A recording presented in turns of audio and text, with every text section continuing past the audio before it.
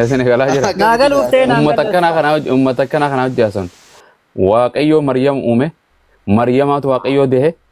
Waaqayyummaan sanuma cubbuu Maryamiitiif de. Haleluuyaa. yeroo masan naagalellee yeroo masan naagalellee. Akaan. Guyyuma saniin beekee guyyuma saniin wallaale. Akkana jedha uummata akkana kana hojii. Egaa ammoo kan gartee yakka cubbuu dalage seexaana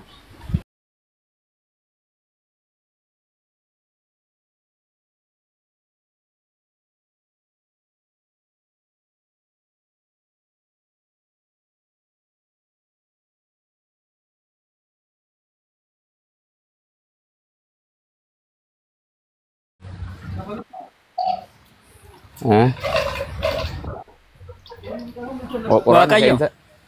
Eka. Inaaf haadha Waaqayyo biraan godhatinaa jedhe. So yaa'anii Inumaa waaqayyoota isin godheera jedhanii miti waaqayyoonni hedduu bar. akkas. Yaani Waaqayyoon ifiif karoorsee Yesuus Kiristoos akka ajjeefamu ofiif karoorsee maaliif seexaana komachuun barbaachise? Maaliif seexaana akka duruu karoorsee mi akka ajjeefamu? Kennaa kana hojjasa kennaa.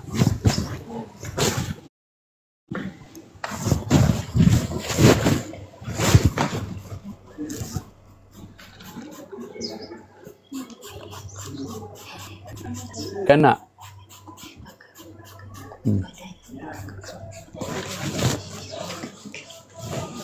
Inumaa erga isaan biddatti dhageeffatanii ustaaz yeroo Maryam garaa qabdu sanii Maryam eenyuun waaqeffataa turte? Waaqa garaa qabdu san waaqeffataa turte moo eenyuun waaqeffataa turte?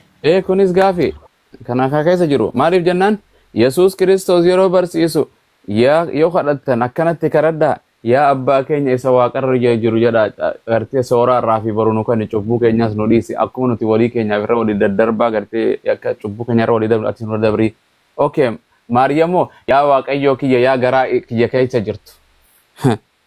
Naa maari isa waaqayyoo kan koo garaa kiyya keessa jirtu. Jetti moo waaqayyoo yaa waaqarra jiru jetti. Kam jetti mee?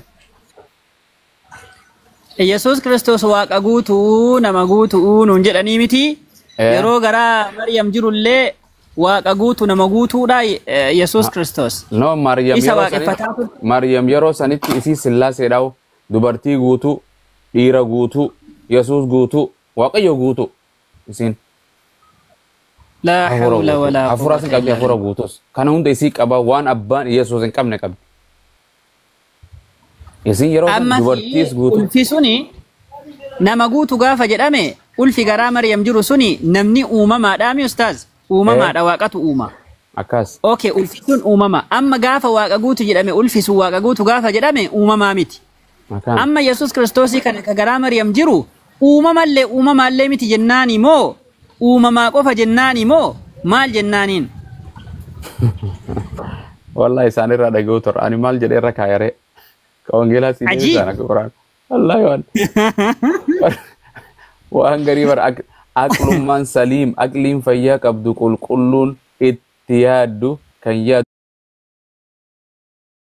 yaaddu kan xinxaltu wallahi lazim waan kanarra badii maal qaban ummanni Dr. Zakir waan jedhe they don't have any fault they don't have any problem rakkinan qaban yakka miti jedhe wanni yakka itti ta'e ummata kana gartee sammuu isaanii burjaajeessee faalleessee wangeela jedhe kan yakka waan kana hunda isaan kana itti fide malee qalbii nagumatti rabbiin cibsii nama keessa kaa'e wangeelaa tokkanuma ummata isaan godhe kanarratti ababan dhima burjaajeessee marre sammuu isaanii olii gadi oofe asumatti abbaan na caala jedheeti abbaan nan caaloo jedha kun naaf abbaan tokko jedha wallahi lazim inna lillahi akkas asitti Yesuus waan biraa jedhee Phaawulos dhufee lakkii jedhaan ati abboo akkasii miti ati waaqa keenya gooftaa keenya jedhaan Yesuus ani nama jedha Phaawulos waggaa meeqa isa booda dhufee ati waaqa asii namaasi jedhaan Yesuus hanqa biyya lafaarra jiraate gartee ani ergamummaa rabbii malee ergamaa ta'u malee waan biraa hin himanne jedhaan rabbiinu so kanaatu akkana godhe shee Maryam gaafa deessee harma hoosisaa turte ustaaz gaafa deessee harma hoosisaa turte waaqayyo kiyya harma si hoosisaadha jettee harma hoosifti moo mucaa kiyya daa'ima kiyya jettee harma hoosifti? Kunis nama dibaga. Amma yeruma Waaqayyoon Maal mucaa koo gaafa Waaqayyo tu harma waa ture moo daa'ima tu mucaa harma koo waa ture. jettee bara ustaas gaafa inni bannaan barbaacha Eh, dhaqu sana iyyuu yaa ilma maal koo, mucaa koo yaa ani mucaa abbaan keessa barbaacha Abbaan turte keessa barbaadaa turre. Ajaa'iba rabbi. Waaquma amma kiristaanonni Yesuusima amma waaqa keenya isaan jedhaniin kana isiin mucaa koo jetteeni. Egaa ilmi waggaa kudha umriin isaa tokko 12 ture. Asirraa uleet amati Amma mucaa Maryamii waaqessaara jechuu kiristaanonni. san qofa waan na dhibe takkarraa waaqa Hayyee. jedhaniiti. Yesuusumaatu abjuudhaan Yoosefitti dhufe. Yesuusumaatu ana fudhadhuuti ilma kana fudhadhuu deemi jedhaan gara Gibsi. Sinigala egaa ana kana fuudhi deemi mootummaa akkana jala ergama gartee abjuudhaan ergamaan waaqayyo Yoosefitti dhufe. Egaa waaqayyo kan bira Yesuus kan bira dhufe. Yesuus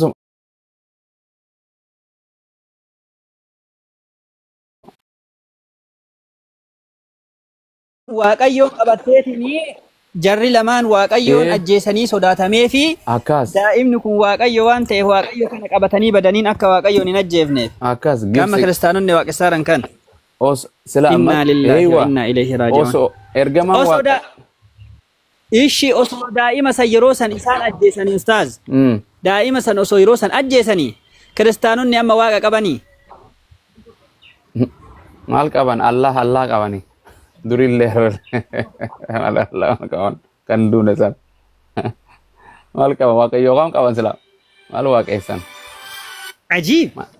So oso Waaqa dhabeeyyiidha jechuudha. Yoosef galato Yoosef waaqayyo baraaran haadhaa fi Yoosefis fuudhanii gartee imala dheertu kan lafa kana deeman harree meeqa imala guyyaa meeqa biyya Falastiin irraa ilaa Masrii jechuu bar taphaa miti bar gartee keellaa kana hunda qaxxaamuranii achi geessanii abjuudhaan itti dhufeeti ka'e jedheen abboo fuudhee deemeen herdoos jala namticha nama fixu san akka fir'aawunaatti dhiira hunda gartee fixu fuudhanii deemanii gaafa achi turan waggaa meeqa turan namtichi kun du'ee kootu waaqayyo deebi jedhanii gartee itti dhufee Maryam itti dhufee kootu du'eeti ilma keetiis fudhadhuuti kootu deebi jedheen biyya teetitti haala gartee hin deebeeka.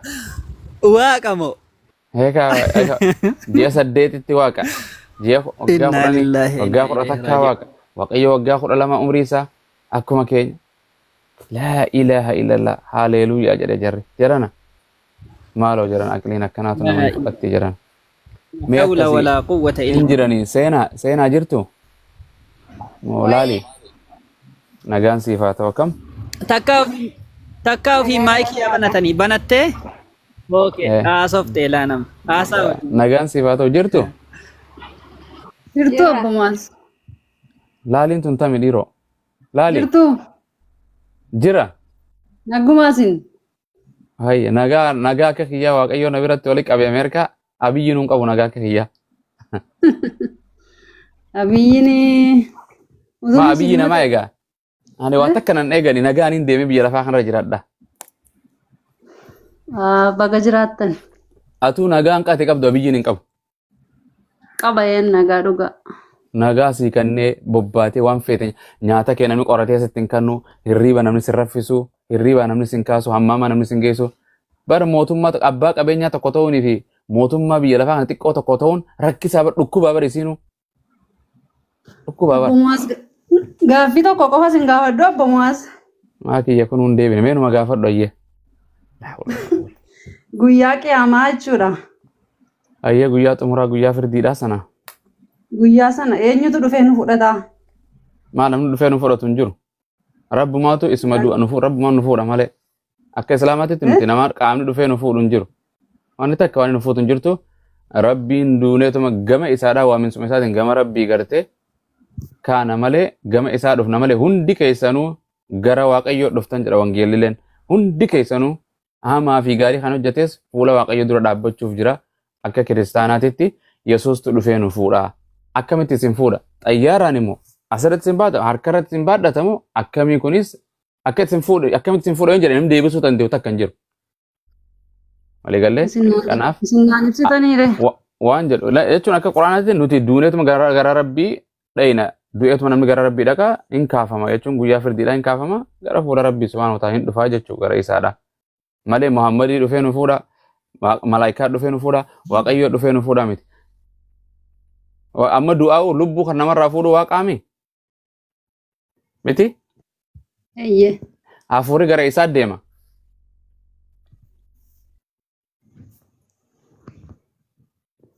laale dhagaan jira. hafuurri kan kee garam deema foon kee garam deema hafuurri kee garam deema foon kan kee nama awwaalaami nama fuudhee boolla qotee awwaalaa miti sanduuqa keessa kaa'ee Sirriidha. miti hafuura kan keetoo eenyu fuudhee deemaan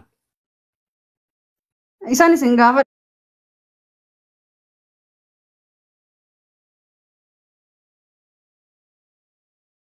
deeman.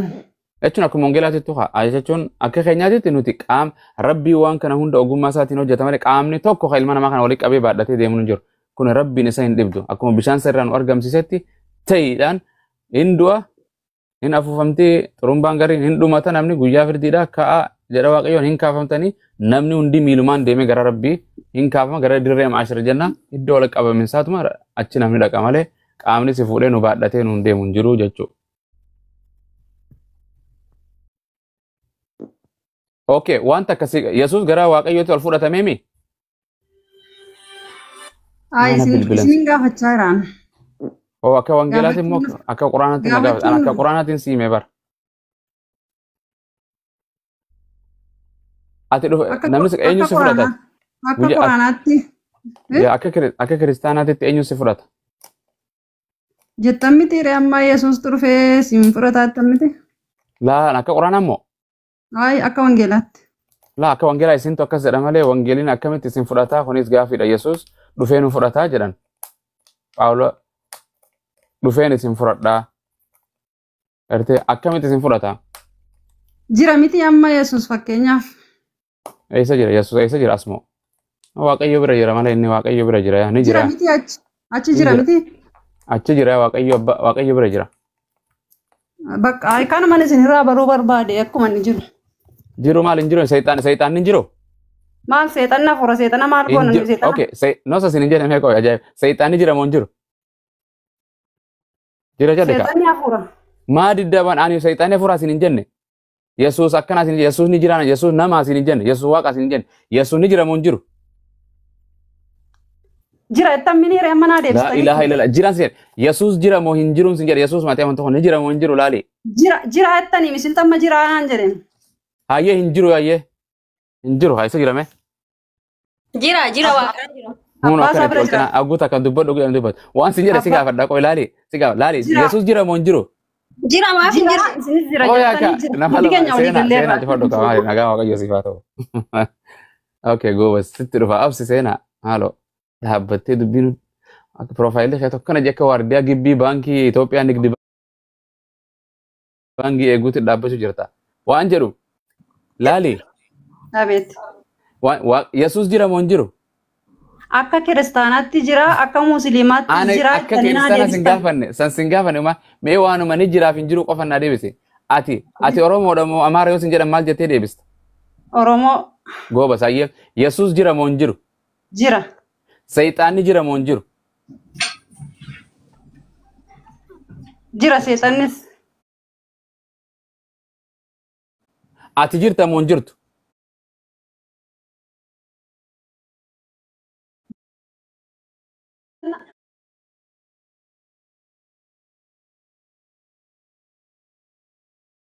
Seexanaaf Yesuus Kiristoos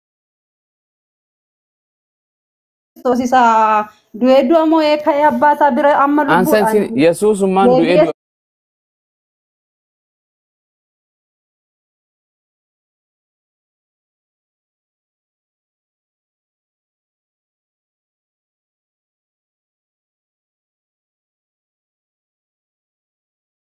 Hafuuraami?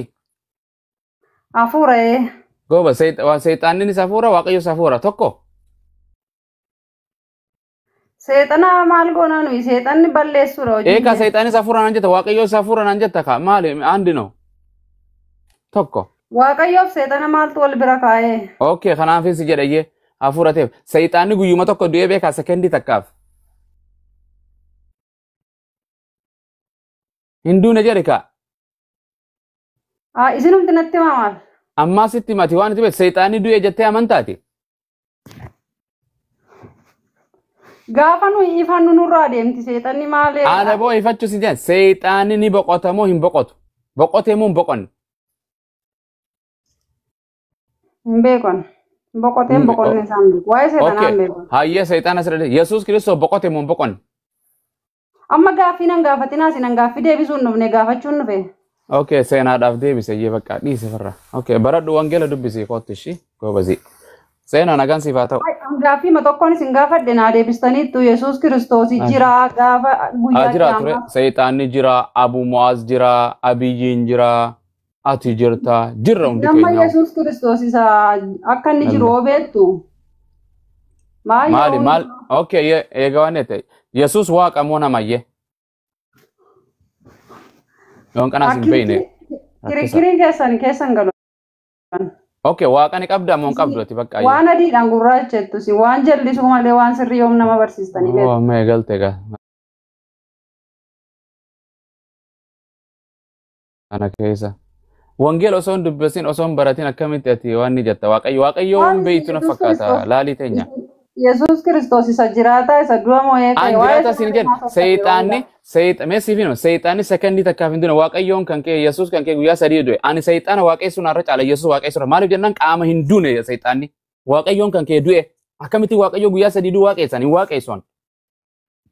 waaqessu gaafa waaqayyoon kee boqote